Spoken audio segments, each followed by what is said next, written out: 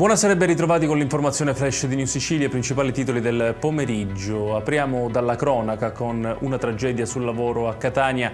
Un operaio di 31 anni ha perso la vita dopo essere stato schiacciato da un muletto. La vittima, sposato e padre di 2 figli, era un calciatore con un passato nelle giovanili rossazzurre. L'area dell'incidente è stata sequestrata dalla Procura di Catania, che ha aperto un fascicolo, al momento senza indagati, per omicidio colposo e disposto l'autopsia sul corpo della vittima.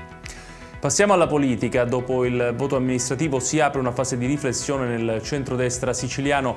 A sottolinearlo è Gianfranco Miccichè, che parla apertamente di crisi profonda, sostenendo che l'esito delle comunali mette in discussione gli equilibri della coalizione nell'isola. Dello stesso avviso anche Nino Minardo e Nino Germanà, rispettivamente vertici di Forza Italia e Lega in Sicilia.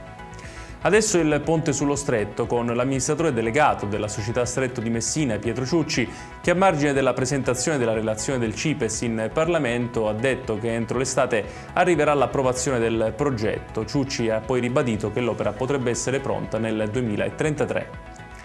Orari di chiusura anticipati per i locali a Palermo dopo l'ultimo episodio violento di domenica notte, quando una ragazza di 22 anni è rimasta ferita da un colpo di pistola in pieno centro in una delle zone rosse presidiate ormai da mesi da polizia, carabinieri e guardia di finanza.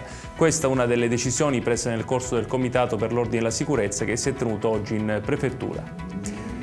Via libera allo stanziamento di 60 milioni di euro con i quali la Regione siciliana parteciperà al finanziamento dei lavori di rifacimento dello stadio Renzo Barbera di Palermo. La Giunta Schifani ha approvato oggi una rimodulazione delle risorse FSC che individua le somme necessarie. Il governo sta facendo la propria parte perché si raggiunga l'obiettivo che consenta al capoluogo dell'isola di candidarsi a ospitare le partite dei campionati europei del 2032, ha detto il presidente Schifani. Ed è tutto per questa edizione. Tutti i dettagli su queste notizie li trovate come sempre sul nostro sito www.newsicilia.it.